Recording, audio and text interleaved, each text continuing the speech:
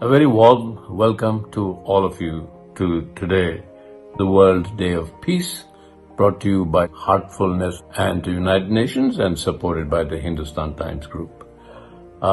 Peace is something that we all yearn for, and we all have a different understanding. It's peace within all ourselves. It's world peace. It's a peace of the ecology. It's the peace inside your heart. So this program, 1 hour, we will talk to various people and they will talk about what peace really means, what peace really is. We'll be talking to students, we'll be talking to sportsmen, we'll be talking to musicians, and we'll be talking to some of the most well-known and well-researched and people who have been studying spirituality all their lives, and they will bring to you a perspective of what world peace is. Let's hear first from the children. Because we are born spiritual. We are born heartful. We're born inquisitive but not separate. I feel most peaceful and calm when I'm with animals. I feel most peaceful when I'm drawing or painting. I feel like peaceful around plants because like they have a soul like us. When I'm riding a bicycle. The wind blowing through my hair, the greens, the flowers. I just love them. World Peace by Katherine Johnson. Peace on earth begins with me. Peace is real, it's meant to be. We are one big family. Peace brings us harmony.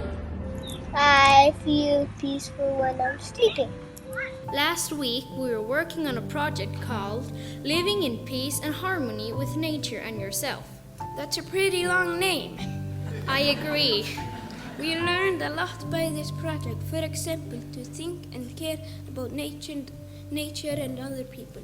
If I had 3 wishes, they would be to have peace all over the world, that all children know their rights, and that all children have education. We don't need war or pollution. We need a lot more peace. Our message is, take care of the children in your country to help them feel as good and safe as possible. Thank you very much.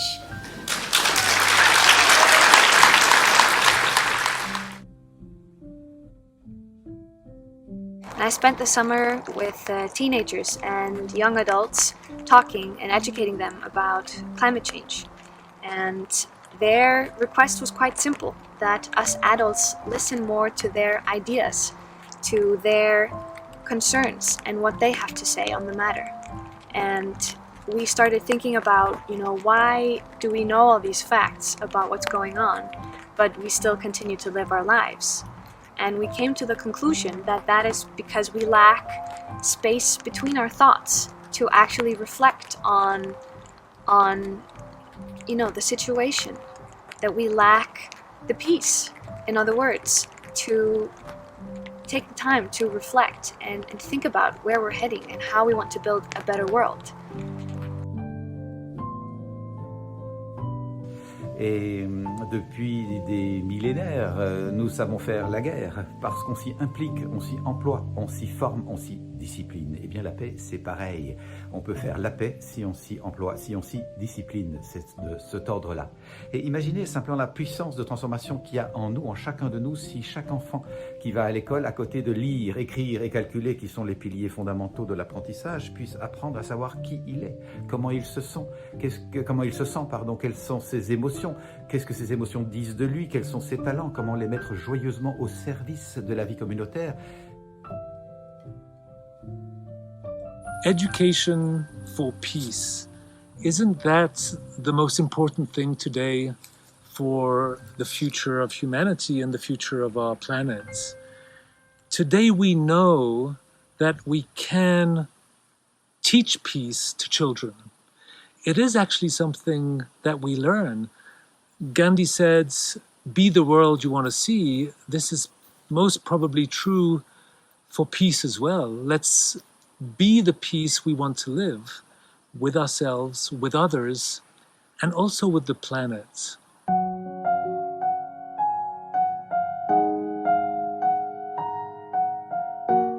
Music and nature has always been one and the same, and also I found a very deep connect with nature as a child.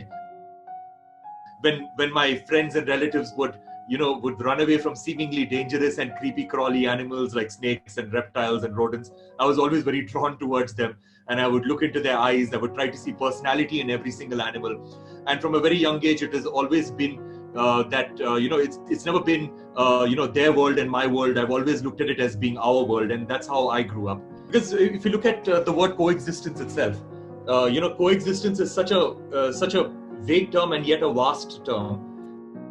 When we think about coexistence or the world is one family, the only thing that comes to our mind is living in peace and harmony between Hindus, Muslims, Sikhs, Christians, Jews, Buddhists, basically different parts of the human race, because somewhere along our journey we've completely forgotten that we are not the only species on this planet.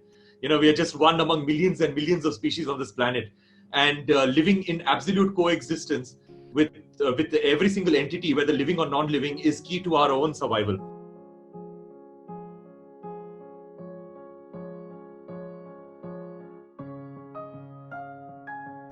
There is different kind of arts. If you're a painter, you work mostly alone. My wife is a painter, I know that, You work mostly alone and you don't collaborate so much. If you're an actor, you collaborate, but you don't talk together. You speak one after the other. One actor will say something, the other actor will say something.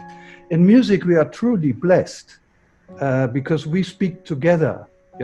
We sing together. I've discussed with Shashank about harmony, for example. As you know, harmony is a European parameter of music. It has been developed here in Europe. And it makes a whole lot of difference for playing together, because even as a kid, you learn if you play an instrument with one note, let's say a flute or a violin, that's nice.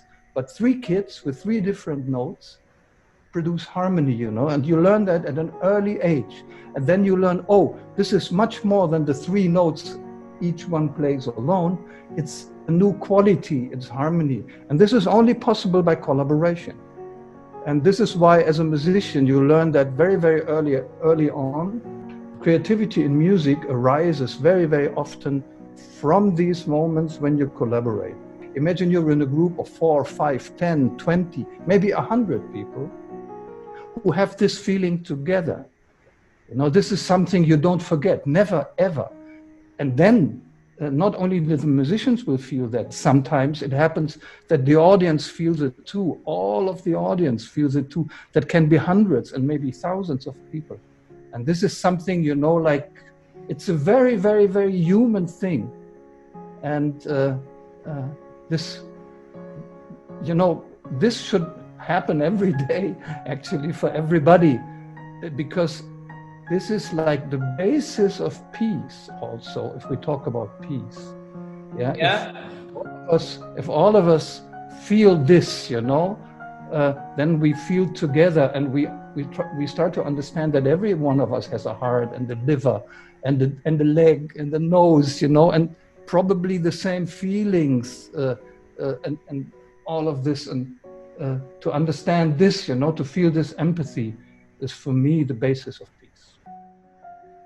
often getting stuck to one genre does bring about a lot of limitations, even in the thought process. It is so important for people to collaborate at a finer level, and also have the openness to learn and appreciate what the other is trying to do. That's a very important aspect of collaboration, and that is what teaches you the most, because you don't want to be also in a thought process where you drag the other one towards your direction of collaboration. A collaboration often means how you learn about the idea behind the others, and they learning your idea behind what you are trying to present, and then amalgamating the two together, which can bring about a fantastic piece of music or whatever. So I think collaborations have been a major part of my life, and I've learned so much working with Mike. As he said, I think it will also improve the harmony between human beings, which ultimately results in peace.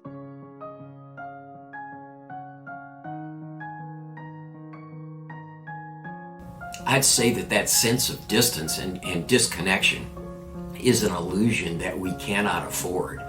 Our world is becoming so small and so interconnected that all of our big problems are global problems. They're problems for all of us. So just as a matter of self-interest, we have to care. But I think at a deeper spiritual level, if you believe, as I do, that every person is a sacred being, that the earth is a sacred gift, we have to care, we have to love. And the sense of distance is just illusory. And I'd say that can seem daunting if you confront all of these challenges, but I don't think it has to be. In fact, I think it can be joyful. And where I'd start there is to say, none of us can do everything, but all of us can do something. And if enough of us do something, it adds up to a comprehensive global effort to address all of these problems. Don't focus on the separation, focus on the connection. And I'll just close by saying one of the wonderful things, the silver linings of this pandemic experience, is we're all getting much more comfortable connecting like this, connecting virtually. And we're learning that it's as easy to make a new friend on the other side of the world as it is on the other side of town. And that knitting together of a global network of loving relationships is the key to peace. Peace means simply love, well-being, harmony. Harmony in my heart, harmony in my entire physical body and beyond it. It is also harmony in my neighborhood, in everything around me. It is therefore a state of being that cannot be affected by fear, no matter what.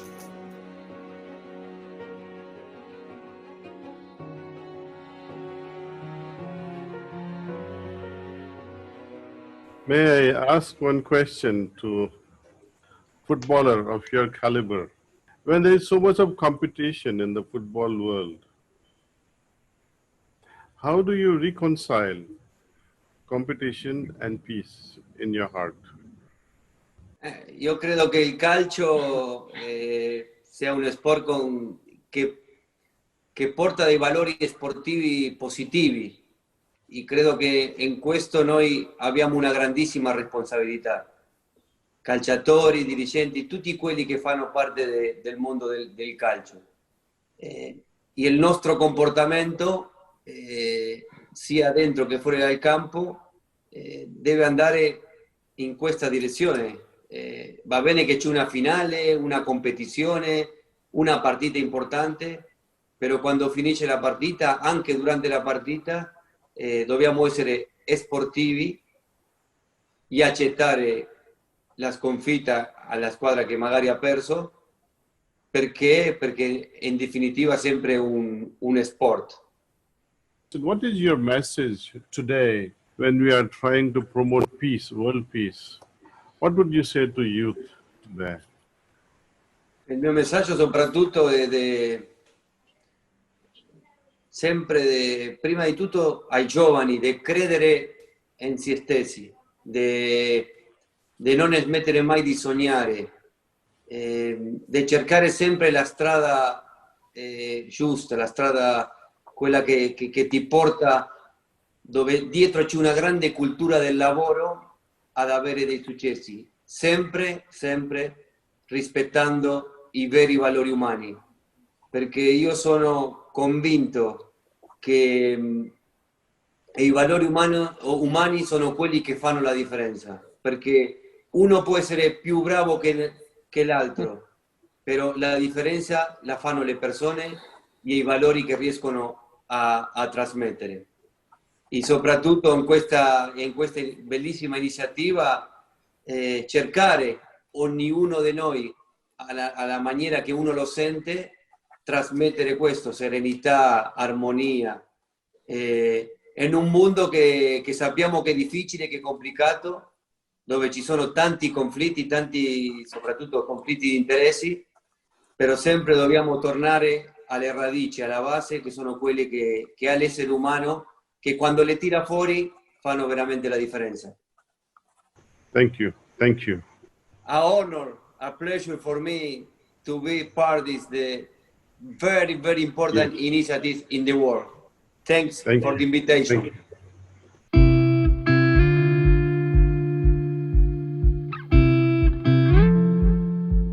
Well, football's taken me all over the world.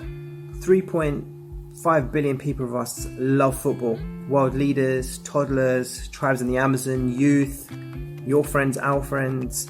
Football brings people together. In the professional game, on the terraces, in parks, in back gardens, scrublands, playgrounds, conflict zones, anywhere big enough to kick a ball around.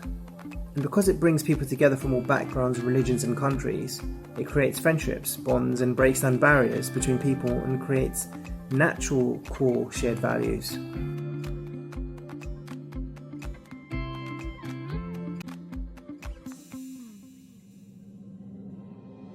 Allora, io il valore della pace lo vivo in due modi. Diciamo che ho due aspetti di me. Un aspetto agonistico che tante volte mi mette in competizioni, in sfida con gli altri e di conseguenza c'è questa rivalità, ma allo stesso tempo mi piace andare d'accordo con tutti, mi piace anche con gli avversari chiacchierare, ridere, anche avere momenti di condivisione, quindi la vivo un po' in questo modo la gara, la vivo sia con la voglia di battere gli altri ma anche con la voglia di andarci d'accordo, quindi la pace con loro la vivo in questo modo, la vivo come una sorta di rivalità ma allo stesso tempo di condivisione, di storie, di esperienza di vita diversa, perché comunque gli avversari vengono da altri luoghi, hanno altre cose, nuove cose da raccontarti.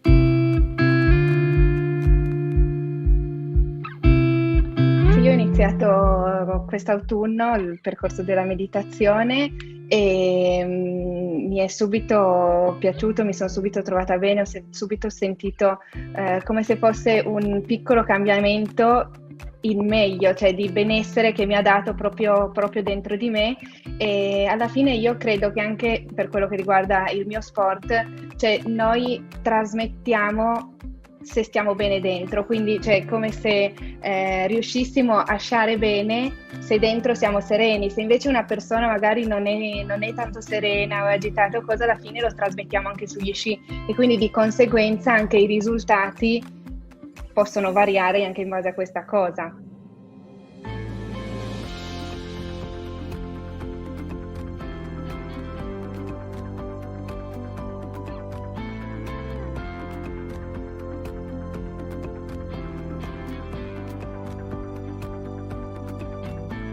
About 50 years ago,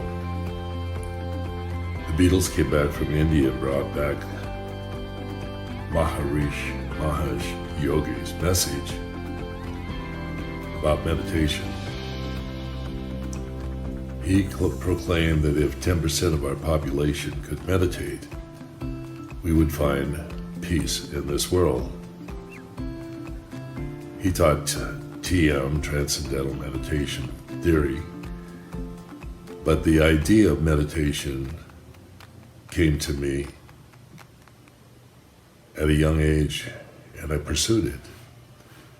And over the years, I've used it in a variety of forms for my own personal ability to find peace, and also to find some kind of relief or unity from the tensions that build in the programs that I was running while a basketball coach with the Chicago Bulls and the Los Angeles Lakers.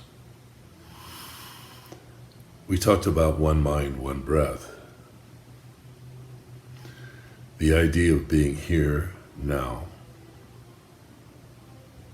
not mind being busy, bothered, politically active, seeking for one dimension that we may think is right, but just being peace.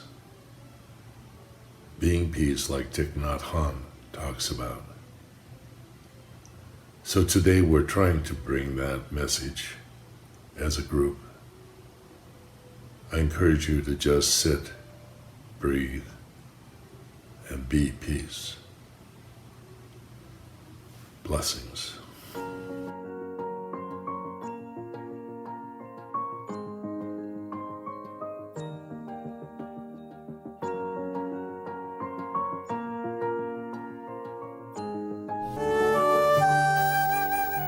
പ്രേമസ്വരൂപ ആത്മസ്വരൂപങ്ങളായിരിക്കുന്ന എല്ലാവർക്കും നമസ്കാരം.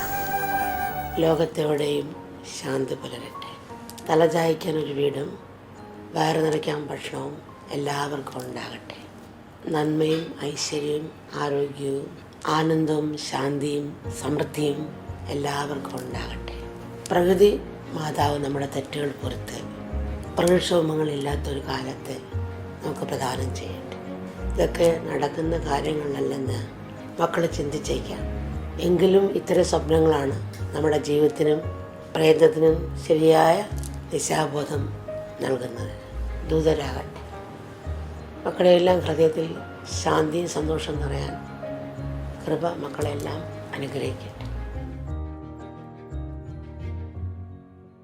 The impact of having that many people meditating would be extremely positive for me, because there will be a power, a strength that would come out from all those different identity who are trying to reach the same goal, the same unity points, that I think could uplift the entire world.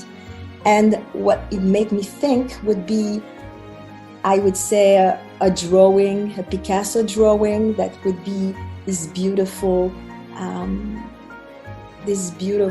drawing he did of two hands, reaching together. I think this is this notion of, because of COVID, we cannot touch each other, and touching is an extremely important sense that is missing, but we can still do the same thing at the same time, and being fully connected to a point of our virtual skin can touch one another. And all those bodies connected will create one body that will be one humanity body. And I think this would really uplift our willingness to simply get to reach one peace and one happiness.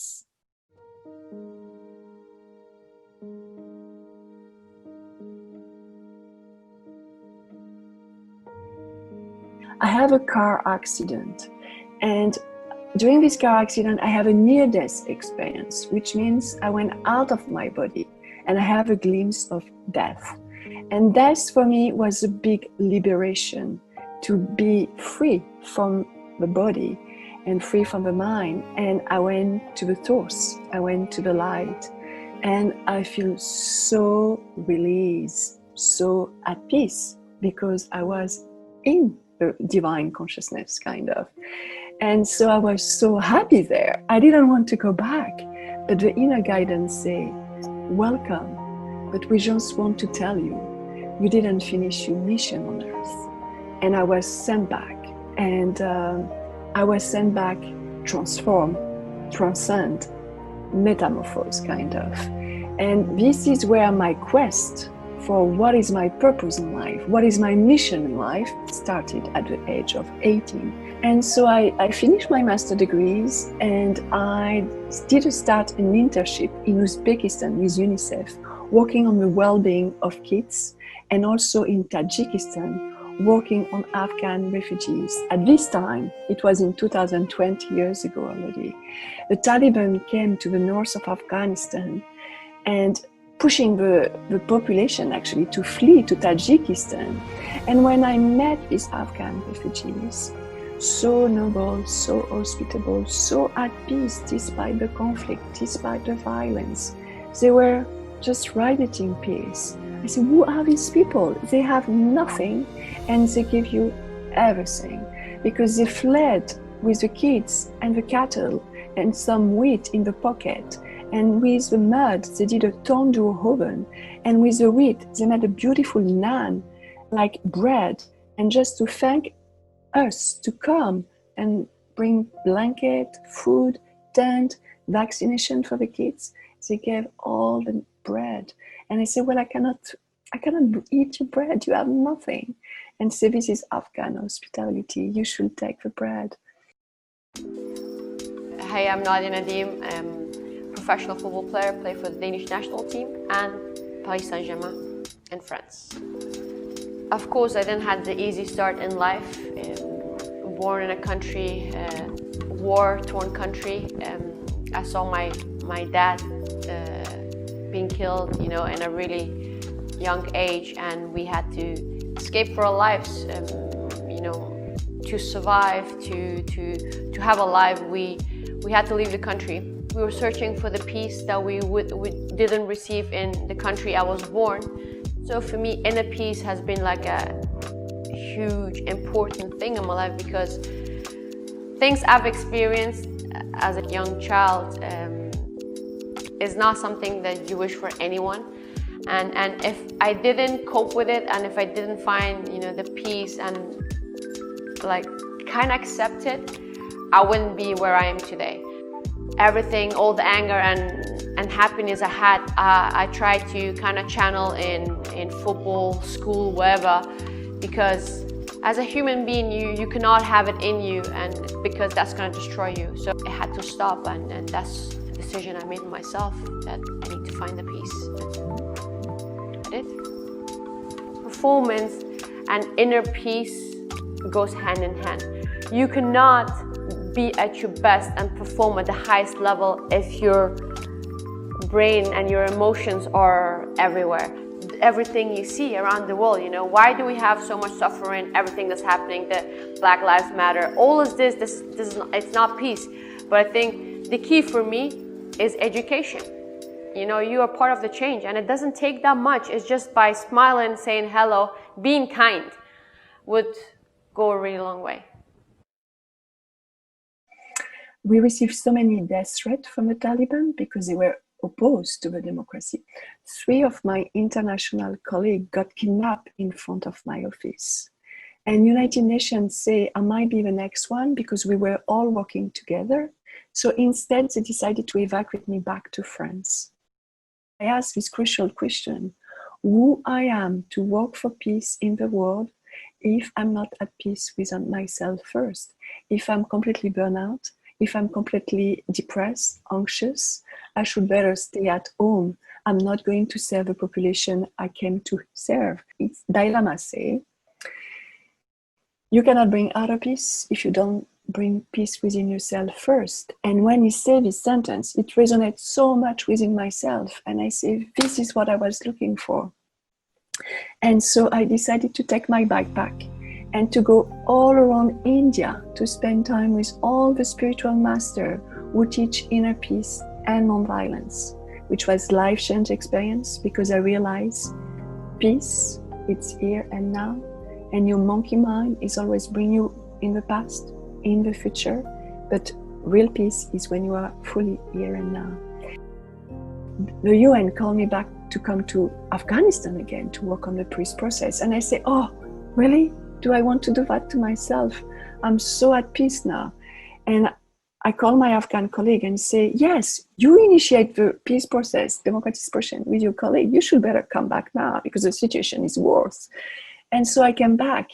But you know, it completely changed. UN came to pick me up at the airport in an armed vehicle with a helmet, with a bulletproof jacket, and they put me like a bunker guest house. And I say, this is not the Afghanistan I used to love.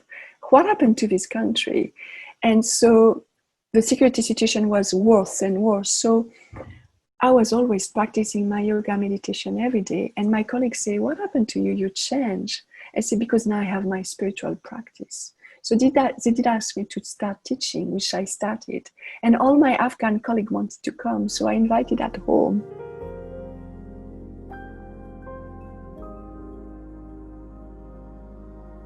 Conflict is not the opposite of peace, and peace does not require eliminating all conflict.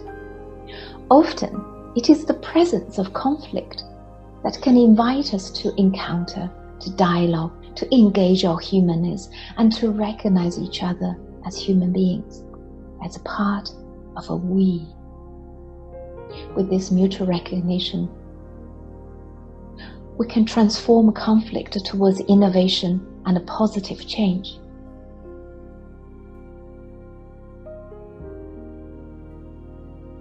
Where do we identify peace or peacelessness? It really is with our thoughts. And we all know when our thoughts move in a certain direction towards things that are difficult for us, we don't feel peace at that time. That's why the practice of going inside and experiencing the natural peace that is part of our being is just so important at this time. People are searching, people want peace, but I need to take time to find that peace within. And of course, once I touch it, it's like I touch the heart of my being, the soul of who I am. I try to use the term connection for it. And, I think it's a powerful, powerful sense of connection to ourselves, to others, and ultimately to all beings everywhere, to all of life. And it doesn't mean that you necessarily like somebody or that you're going to approve of them or want to spend any time with them. Wisdom, in fact, may tell you, stay away. That's not really that smart. But in one's heart, we have this sense that we are part of this interconnected universe, and that the construct of self and other and us and them, which we may use in convenience and make sense in certain levels, is just a construct. That in truth, we are all part of this interconnected world. And I sometimes use the example, I was driving with a friend and we were stuck in this incredible, horrible, awful traffic and complaining bitterly about it the whole time. And at one point, my friend said to me, well, we're the traffic too, And I thought, oh, right. It's like such an odd sense that I own the road. It's mine. You are an interloper in my way, slowing me down. But what if that sense of centrality and marginalization falls? And it's just us. Here we are. We're all the traffic. And that's very much, first of all, it's the truth of things, and that's why it's powerful, because we are part of this interconnected universe. Somebody sent me a quotation of myself from, 10 years ago or something, which is always an odd thing to see. And in the quotation, I said something which I say a lot, which is that interconnection is not just a spiritual understanding, that science shows us this, economics shows us this, environmental consciousness certainly shows us this, and even epidemiology shows us this. So I have friends who are epidemiologists, and so I use that example. And people used to say to me, "What's epidemiology? And why are you talking about that?" And, again, here we are. Look at that. What happens over there doesn't nicely stay over there. It infiltrates our life, and what we do, it matters. Where we put our energy, what we care about, what we're devoted to, because it too will infiltrate out along these lines of connection. So loving kindness, or metta, is the heart's response to that knowing, that deep knowing that our lives are intertwined.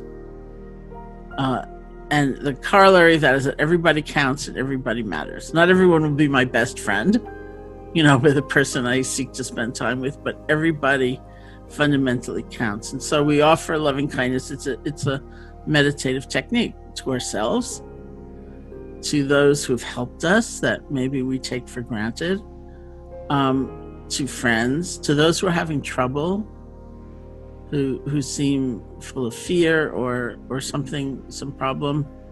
We offer loving kindness to those we hardly know, somebody who plays some role in our life we're normally indifferent to. We offer loving kindness to those we have difficulty with, not in the sense of may you triumph, but recognizing that our lives are intertwined. And we offer loving kindness to all beings everywhere. The most valid science on the planet is quantum physics. There is no science that has been tested more, verified more. It is the most truthful. If you're going to question a science, don't question quantum physics first, okay?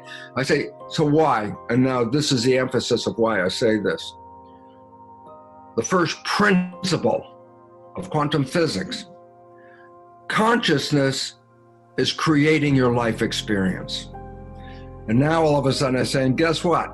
Biology, epigenetics, quantum physics, both say the same thing. Biology and physics come together at this point. People think their thoughts are in their head. And I go, how do you know? Well, I put wires on your head. It's called electroencephalograph. I'm reading what's going on in your head. And then I go, and there's a new device that reads brain function. It's called magnetoencephalograph. And I say, why is that relevant? Because the probe is not in your head. The probe is out here. And I go, stop. What the hell does that mean? Just stop. I go, my thoughts are not contained in my head. My thoughts are broadcast into the field. So I am creating a field of consciousness around my head, okay? And then now here's a quote that I always love. This is an Albert Einstein quote. The field is the sole governing agency of the particle. I say, what does that mean? The field is the invisible energy around us. The particle is the expression of energy as matter, okay? It's not real matter, it's an energy, okay? Because everything is energy, quantum physics, okay? But what does it say? The field, the invisible energy, is the sole governing agency of that particle. So I say, that. What does it mean? I say, your thoughts are a field, and it's shaping this particle called the body. That's quantum physics. So one day I was walking down the beach. There was a little wind blowing. And suddenly, as the wave came in, a drop of water flew off the wave and came and settled on my finger. And I had a conversation with the drop of water that came on my finger. And I said, hello, ocean. And the drop said, what do you mean, ocean? I said, you just came on my finger. You're the ocean. And the drop said, no, I'm not the ocean. I'm a drop. I have individuality. And I said, what do you mean you have individuality? What's your individuality? He said, look, I was just born. I was born in Sheikh Kapoor's finger. I was born off Juhu Beach. I was part of a wave that was about to hit the beach. I was born in the sea that is around Juhu Beach, which everybody says is very polluted. This particular time I was born, and I said, but you're just a drop. And the drop got really upset with me. I said, what do you mean I'm just a drop? I'm an individual. And suddenly the wind whipped up again, and I flicked my finger and the drop fell back into the ocean. And I said, "Hey, drop, how are you? Where are you?" And the ocean roared at me and said, "What drop? I am the ocean." And that's a constant conflict. Are we the ocean or are we the drop?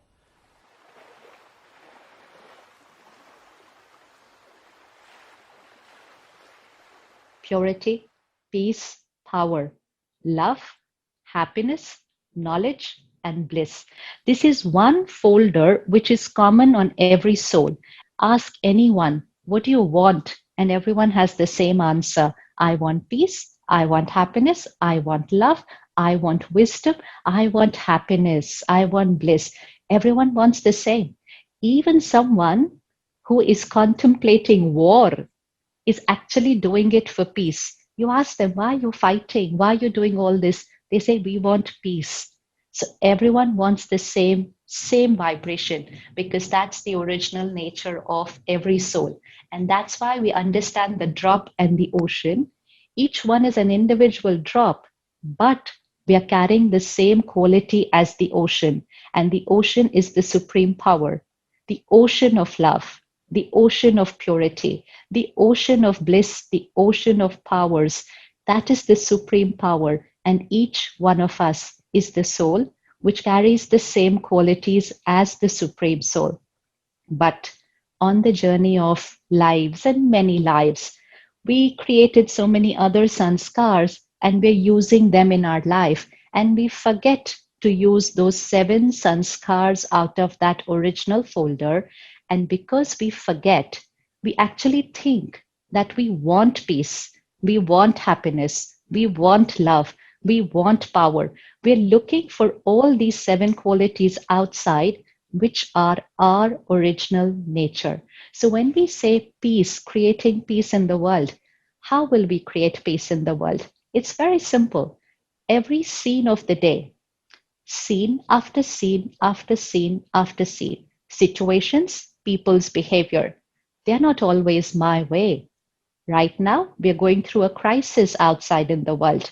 But if I create a thought which is peaceful in nature, in my response to the situation and to people's behavior, then my response is out of my original nature of peace.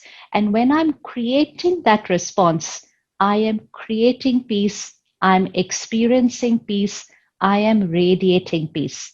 But if I do the opposite and I create my reaction through stress, I create my reaction through irritation, I create my reaction through anger, through impatience, then I'm creating the opposite of peace. And we need to remember this, that we are contributing to creating the opposite of peace when we respond to situations through these uncomfortable emotions. And when majority of us created this stress, anger, anxiety, and we radiated it on the planet, then it was not only we who were not at peace, it's the universal vibration of the world which is not at peace. Because my mind is not just my mind, it is a part of the world mind. If you put all the minds together, so that's where the ocean is. Put all the minds of the planet together. So you put 700-800 crore minds together. That's the world mind. And my mind is one of that world mind. So whatever vibration I create, it is not just inside, it's radiating to the world mind. It is radiating to the global consciousness of the planet, the vibration of the planet. So the drop influencing the ocean, and the drop also getting influenced by the ocean.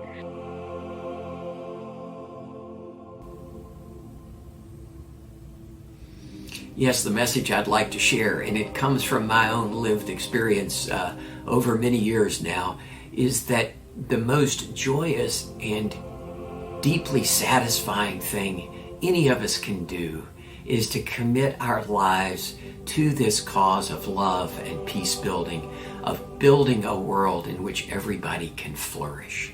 And so if you're a young person deciding where you want to dedicate your time and energy in your life, I'd say dedicate it to this global movement to build a more peaceful, more loving world. That starts with developing the gifts you've been given, and all of us have gifts of mind and heart and spirit. Put those to a noble purpose and become a leader. My experience is that we can lead from wherever we are, within our families, within our communities, within our organizations at work, and we can lead from any level in the organization, because everything we do every day pushes our culture in the right direction or the wrong direction. So push it in a life-affirming direction. This is the most exciting time, I think, in the history of the world. We have the knowledge and resources and technology to build a world where everyone can flourish, but we also have the capacity to use that power destructively. Today's young generations will decide which it is, and I just pray that enough of us will commit to using that power in life-affirming ways that we really can hand on to the generations that come after us a more peaceful world.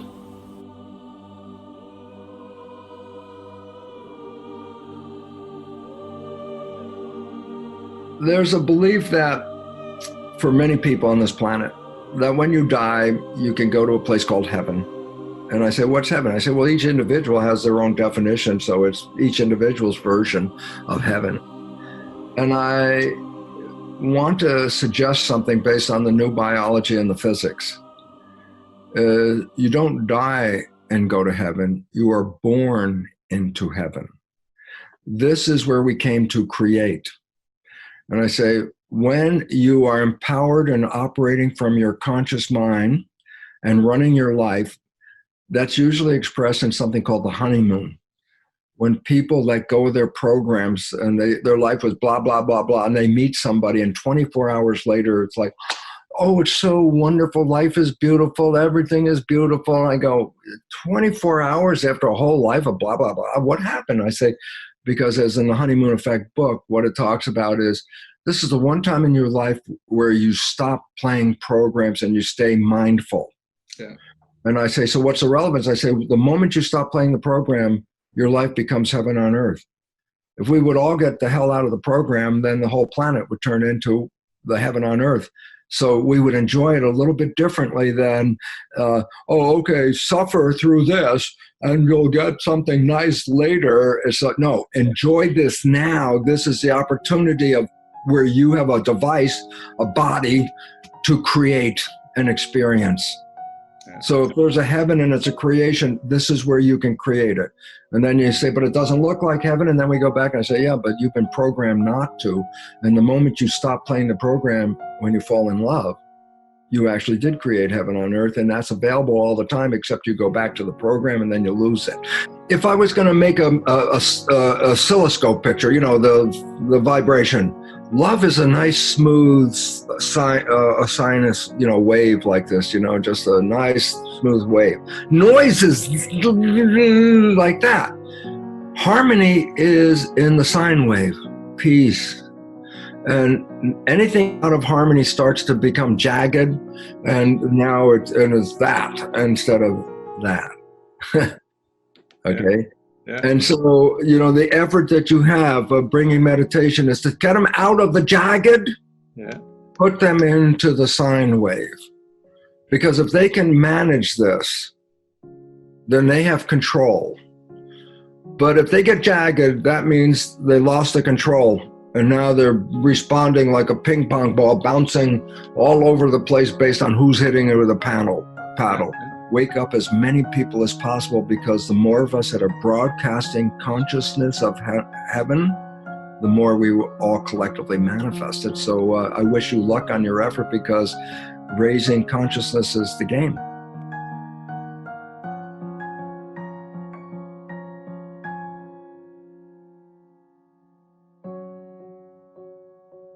Raji, it's a great honor to be with you and celebrate World Peace Day. And I was thinking as I was getting online to speak with you, of the basic Yamas and Niyamas that are the basis of all of our yogic tradition. And if you look at the Niyamas in order, it all starts first with ahimsa. Ahimsa is the first yama, which means to be established in non-violence. And the great sage Patanjali says, when we are firmly established in peace consciousness ourselves, then all beings around us cease to feel hostility. So you have actually to do nothing but be peaceful yourself and bring the presence of peace wherever you go. And if you do that, then people around you will feel peaceful, not by what you say, not by what you do even, but just by your presence. And that is the great gift of Patanjali when he says, the first lesson of yoga, he says, you start with ahimsa, and then you start with satya. Satya is truth. And when you have satya added to ahimsa, you automatically have asteya. Asteya means you don't covet anything because you're totally fulfilled within yourself. You're totally fulfilled within yourself. And from that experience of asteya, non-stealing, non-covetousness, non-jealousy, comes what Patanjali says, aparagriyaha, which means detachment from the fruits of action, which ultimately leads to the best use of your energy, your vital force.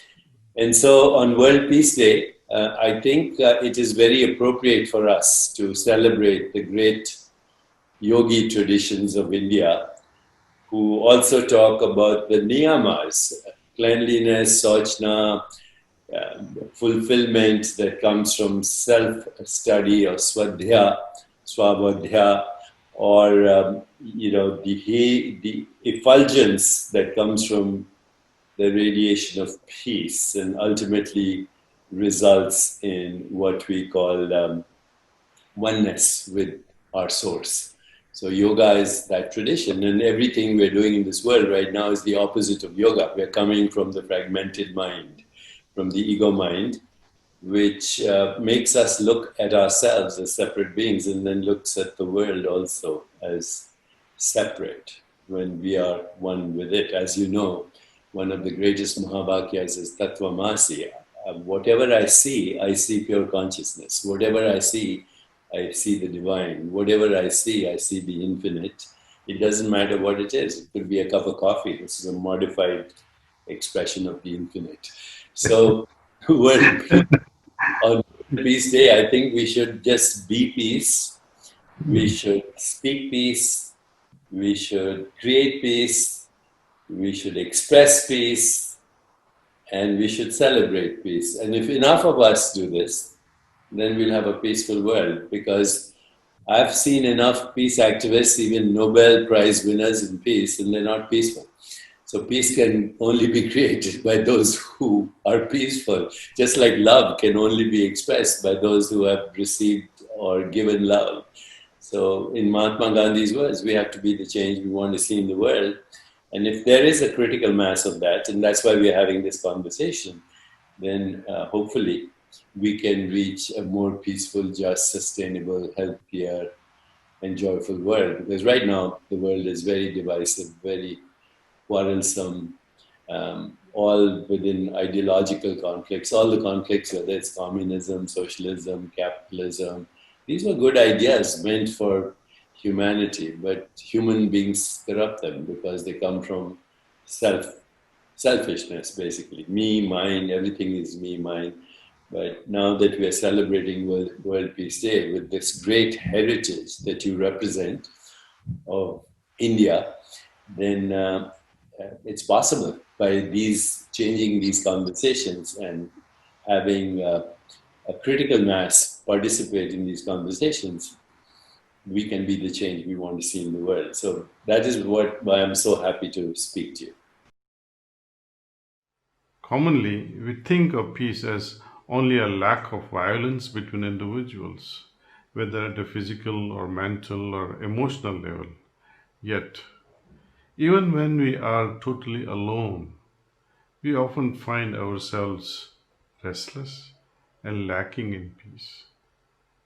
When you are not at peace, is it possible to appreciate anything at all? Your restlessness will prevent it. When the mind is calm and ripple free, it can create. There is a sloka from Bhagavad Gita, chapter 2, verse 66, which inspires me greatly and deeply. Nasti buddhir yuktasya na chayu vaktasya bhavana na chabhavayataha santir santasya kuta sukham. It means there is no wisdom without harmony, and without harmony there is no contemplation, or vice versa. Without contemplation there cannot be peace. How can there be joy without peace?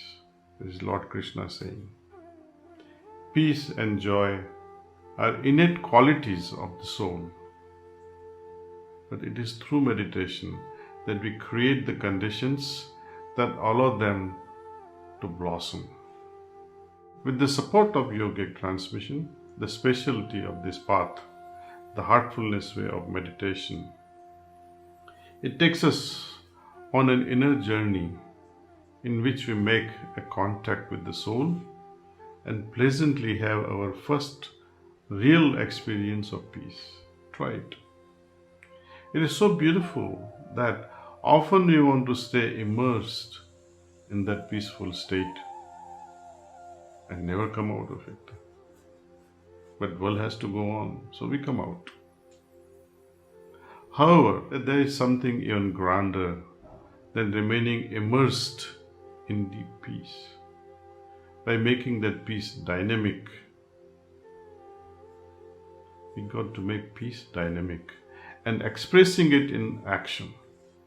We find that it can radiate and touch all those with whom we interact, thereby benefiting them as well. There is quantum entanglement. Those who are associated with us at mental, intellectual, emotional, spiritual level, they get entangled because of this. If you are restless, people who are in resonance with you will feel restless. If you are at peace, they too will feel peace. There is nothing mysterious about this aspect to understand.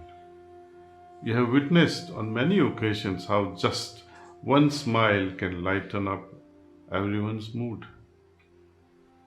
And you have witnessed its opposite as well. We must nurture good things and make them viral.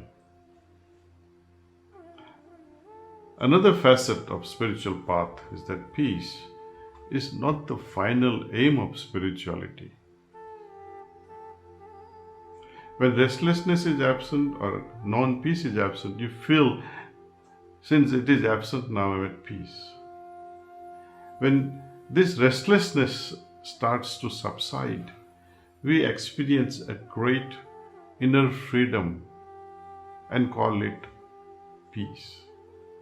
In other words, our experience of peace is based on the comparison to the embedded memory of its opposite, the restlessness. But what happens when our restlessness dissolves completely? When it no longer exists, even in our memory? We now experience neither peace nor restlessness, but arrive at a state of equilibrium. Instead of feeling peace, we become peace itself. Remember, instead of feeling peace, we become peace itself. That is my invitation to you on this International Day of Peace. With the participation of every willing heart, universal peace will surely not remain afar off. प्रत्येकाचे हार्दिक स्वागत आहे आणि जगभरातील शांतीसाठी तुमच्या हृदयाची आणि तुमच्या स्वप्नांची भर घालण्यासाठी धन्यवाद.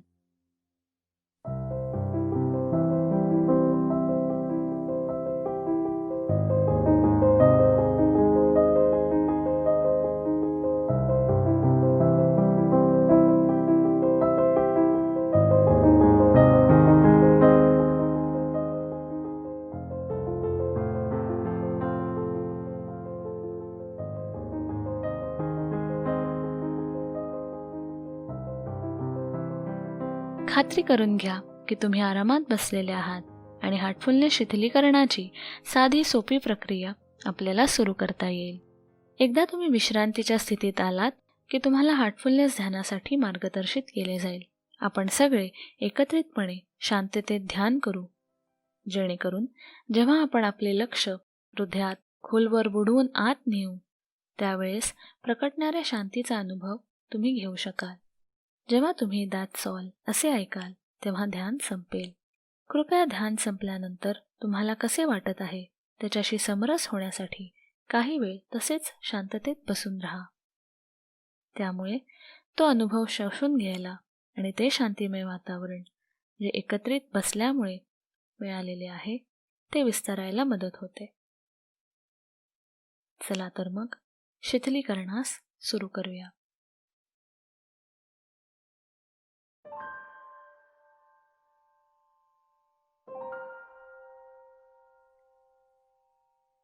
अगदी आरामशीर बसा आणि अलगदपणे आपले डोळे हळुवार बंद करा.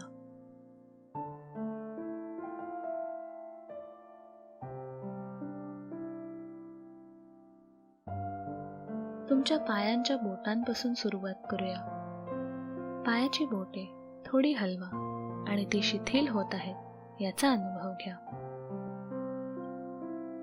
कल्पना करा की भूमातेची शिथिल आरोग्यदायी ऊर्जा तुमच्या बोटांमधून पायात आत शिरत आहे व तुमचे संपूर्ण पाय शिथिल करत आहे. पावलं, घोटे, गुडघा, संपूर्ण पाय शिथिल झालेला आहे.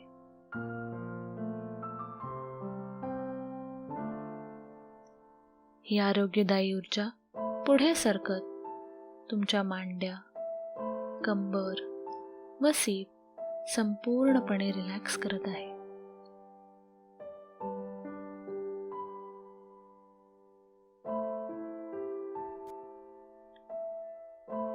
तुमची संपूर्ण पाठ शिथिल होत आहे याचा अनुभव घ्या.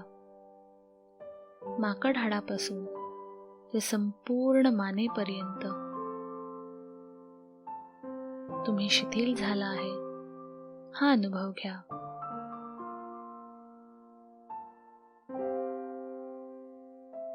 तुमची छाती आणि खांदे शिथिल करा.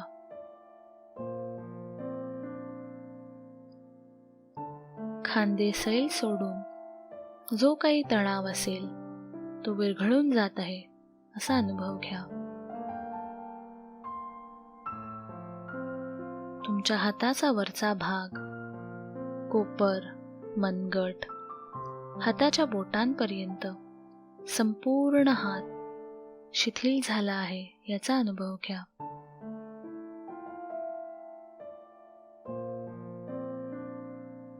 तुमचे लक्ष आता चेहऱ्याकडे वळवा. अनवठी, तोंड, जबडा, गाल, नाक, कान संपूर्णपणे शिथिल झाले आहेत असा अनुभव घ्या.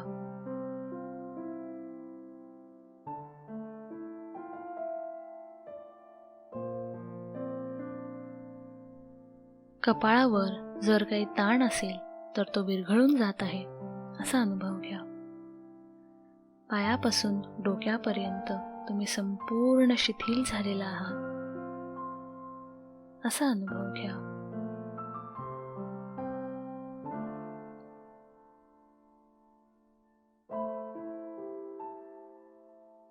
जमिनीतील ऊर्जा तुम्हाला संपूर्णपणे शिथिल करत आहे.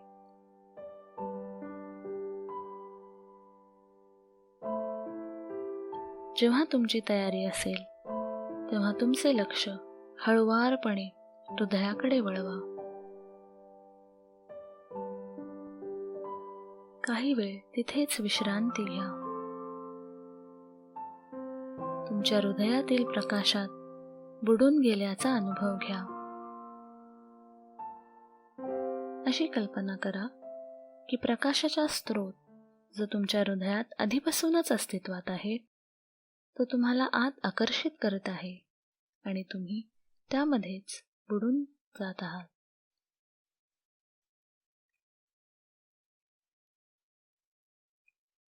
ह्या विचारावरच ध्यान सुरू ठेवा.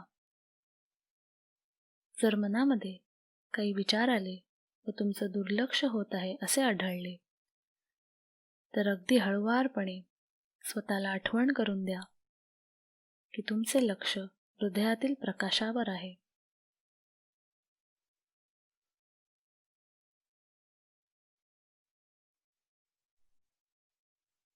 स्वतःमध्ये बुडून जा. स्वतःच्या हृदयात तल्लीन होऊन राहा.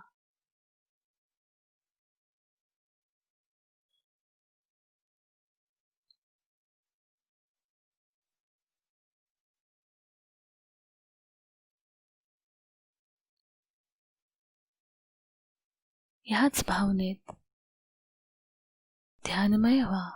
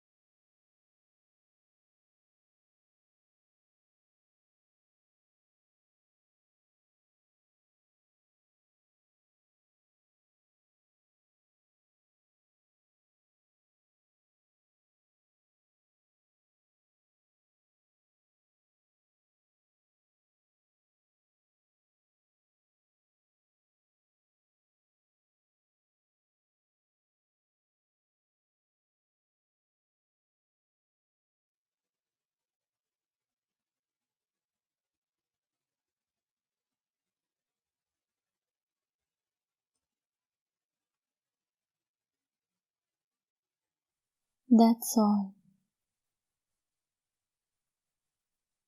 ध्यान समाप्त. काही क्षणासाठी तुमचे डोळे बंद ठेवून तुम्हाला कसे वाटले आहे त्याच्याशीच एकरूप व्हा. तुम्ही जी शांती अनुभवली आहे तिला शोषून घ्या. आता कल्पना करा की ही शांती बाहेरच्या बाजूला विस्तारते आहे. प्रत्येकापर्यंत आणि प्रत्येक गोष्टीपर्यंत ती पोचत आहे आणि संपूर्ण जगाला वेढून घेत आहे.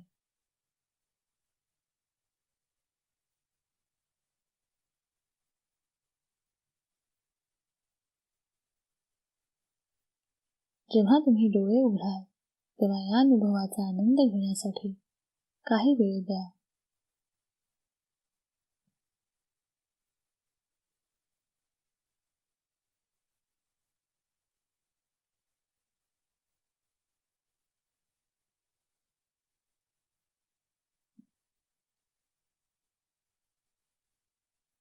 मनामध्ये तुम्हाला कसे वाटले याची नोंद करा.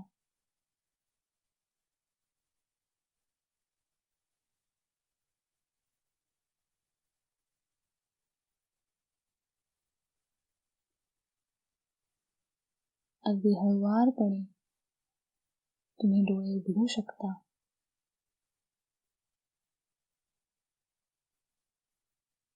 जगभरात शांतीचा विस्तार करण्यासाठी तुमचे मनपूर्वक आभार. धन्यवाद.